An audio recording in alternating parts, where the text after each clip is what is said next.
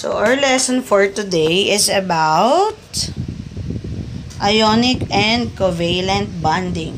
So, in this lesson, we'll talk about and you will learn what is the difference between ionic and covalent bonding. Okay, next, covalent bonding. So, covalent bonding happens sharing of electrons naman. Sharing. Walang nagbigay, walang nakatanggap. But what happened is they share their electrons. So, there are two atoms or there are two or more atoms that shares their electrons. Nag-sharing sila. Kung kulang sila pareha, they share after the bonding. Okay, it happens in two similar atoms. Pwede mangyari siya sa parehas atom. For example, chlorine and chlorine. Pwedeng fluorine and fluorine. Pwedeng parehas na atom. Yan, same atoms or same elements. Yan, form between two nonmetals. So, it happens to two nonmetals. Kanina sa ionic compound, it happens in dissimilar. Magkaibang atoms, it means magkaibang elements. And kay ionic compound, the other one must be a metallic element and the other one is a non-metallic element. In covalent bonding, same atoms or same elements can have this one, can bond with this one, and it is formed between two non-metal. So, non-metal, pang non-metal is covalent bonding. So, because it's not giving nor taking, it is just about sharing. It has low polarity. It can have a definite shape. It has a low melting point and has a low boiling point. And it is not electrical conductor. Hindi siya electrically conductive. Okay? Ito, parang pagkaiba nila niyan ni ionic compound. Si ionic compound namigay ng sobra. Si covalent bonding, kung meron kang pagkain, yung friend mo ay walang pagkain, yung pagkain mo ay hinati mo at chiner mo sa kanya. Dalawa kayong kumain dun sa pagkain mo. Kaya ionic bonding, meron kang dalawang biscuit. For example, biscuit. Yung isang biscuit, dahil sobra, the other biscuit, binigay mo kay friendship. Ganon si ionic bonding. Si covalent bonding, may isa kang biscuit, and you have seen your friend is hungry. What you did is you share your biscuit. You did not give because you do not have an excess. But what you did is you share what you have. Yan. Covalent bonding can either be a single bond or double bond or triple bond. So, let's go with covalent bonding, single bond. So, single bond, so, ito yung picture.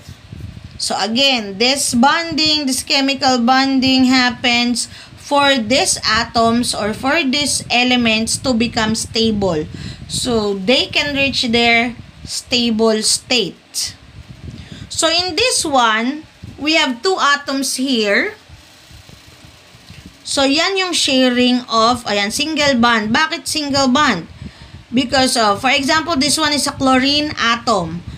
Two chlorine atoms are bonded together. They share. So, two chlorine atoms come together and share their electrons to form a molecule of chlorine or chlorine molecule. So, isang bond lang siya, single bond, kasi tig-isa lang shinare niya. Yung pares chlorine ay kulang ng tig-isang electron. So, ang ginawa nila, they come together, nag-join sila, nag-share sila, yung isa nag-share ng isang electron, yung isa nag-share din ng kanyang isang electron. So, after their sharing, parang ganito yan. So, may kaibigan ka. May kaibigan ka, dalawa kayo, pumunta kayo sa picnic. May baon kang spaghetti, may baon naman siyang carbonara. Gusto mo ng carbonara niya, ay gusto ng friend mo yung carbonara mo at gusto mo yung spaghetti niya. So, what you did, you both share. Para parehas kayo stable. Okay? Para parehas kayong meron. So, ganun nangyayari in covalent bonding. Single bond yan. So, ibig sabihin, nag-share lang sila ng tig-isa. They just share one of each of their electrons. Okay, next. We also have the covalent bonding or the double bond. So, ano naman yung double bond? So, nag-share sila, kung yung kanina single bond, nagbigay lang sila ng tig-isa of their electrons. In double bond, they share 2 pairs of their electrons. For example, here in the picture, we have oxygen. Oxygen lacks 2. It needs 2 electrons, 2 more electrons for it to become stable. So, what they did, they joined together, they bond together. Yung isang oxygen atom ay nag-share ng dalawa. So, nag-share siya ng dalawa niya. Yung isang oxygen atom naman, nag-share din ng dalawa niya. So, para pag binilang mo siya palibot, tig-8 pa rin yung outermost shell nilang pareho. But they are bonded. So, ito, double bond because they share 2 of their electrons. O, parang kanina example sa baon. Para parehas kayong meron, yung kanina, di ba, spaghetti, carbonara, Coke, Sprite, puro pagkain. Halata nyo na si ma'am, ha? So, kayong dalawang friendship, for you to have those 2, you need to share. Hindi mo pwedeng kunin yung kanya dahil isa lang rin yung Coke niya. Hindi mo pwedeng ibigay yung Sprite mo kasi isa lang yung Sprite mo. So, what you're going to do both is to share those 2 foods that you have. Si-share niya sa spaghetti niya at saka yung Coke niya, i-share mo sa kanya yung carbonara mo at Sprite mo. So that both of you will have what you both need and what you both want.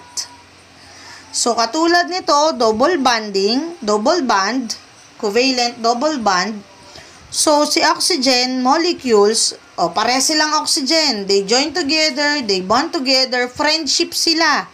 So, yung isa, nag-share ng dalawa niyang electron para maging stable yung isang oxygen. Yung isang oxygen atom naman, nag-share din siya ng dalawa niyang electron so that oxygen atom ay makumpleto rin siya. Kasi kailangan nila, tig-8 sila parehas. Yan, double bond yan. Yan, oxygen needs 2 more electron to complete its octet. 2 oxygen atom can share the 2 electrons so they will become stable.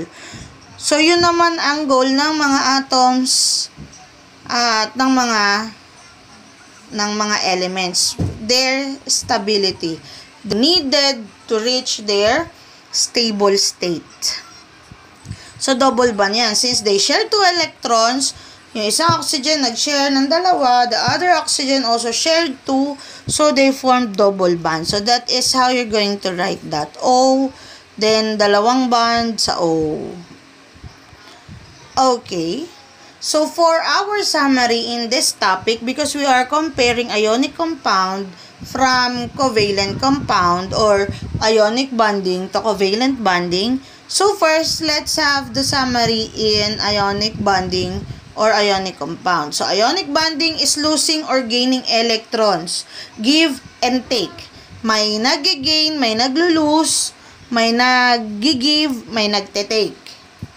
Para parehas silang maging stable. Yan, it happens between 2 dissimilar atoms, magkaibang atoms, or in other terms, magkaibang element. At nangyayari to between non-metal and a metal element or atom. It is electrical conductor. And while yung covalent bonding naman, covalent bonding is sharing. The word is sharing, ha? For you to be able to remember what's a covalent bond, what is the main difference between covalent and ionic bonding.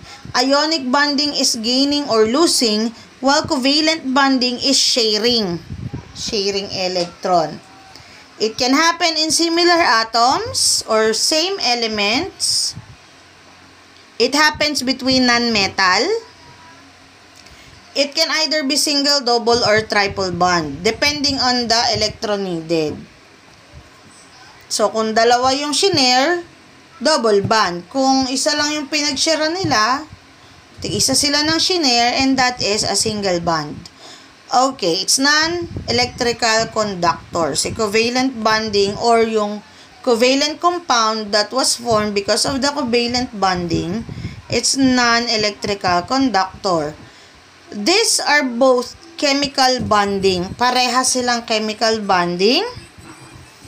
And it happens so that atoms can reach their stable state.